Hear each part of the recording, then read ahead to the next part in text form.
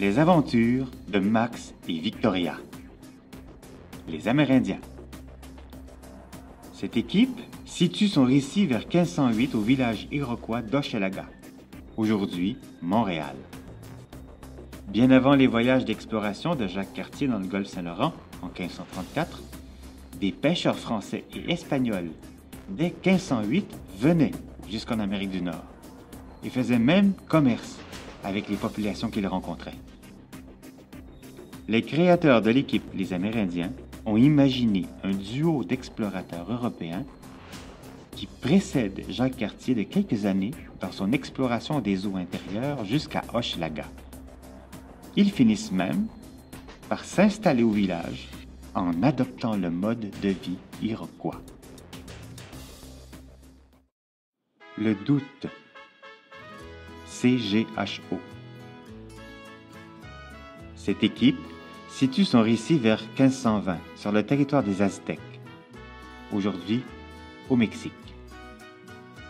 L'arrivée en 1519 des conquistadors espagnols menés par Hernán Cortés pesa lourd sur le destin de la civilisation aztèque.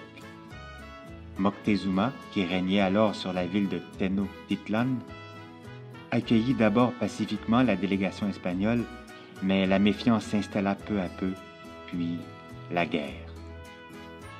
Les Espagnols eurent rapidement le dessus et la cité aztèque fut réduite en ruines.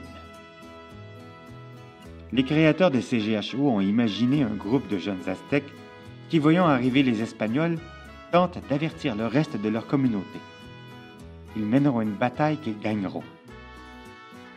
Ils continuent cependant de s'inquiéter pour la prochaine. Un chat et des dragons. Édition Monster Legend. Cette équipe situe son récit vers 1010 sur le territoire de ce qui est actuellement l'île de Terre-Neuve. À l'extrémité de la péninsule de Great Northern, de Terre-Neuve, se trouve la plus ancienne preuve de la présence européenne en Amérique. Il y a plus de 1000 ans, des marins scandinaves, des Vikings, en provenance du Groenland, y ont construit un campement de bâtiments en bois, recouvert de gazon. Ce site est inscrit sur la liste du patrimoine mondial de l'UNESCO depuis 1978. Les créateurs de Monster Legend ont imaginé un groupe de Vikings qui doit faire face à l'attaque de plusieurs dragons. Leurs personnages, eux, sont inspirés de ceux du manga Fairy Tales. Vol à travers le temps. Les stars. Cette équipe situe son récit en 1980 à New York, aux États-Unis, avec un saut arrière dans le temps vers 1500. La situation sociale en 1980 à New York n'est pas rose. La ville est réputée violente. New York est en mutation. La ville et les quartiers changent peu à peu. Le World Trade Center n'est pas encore terminé. Le métro de New York est considéré zone dangereuse.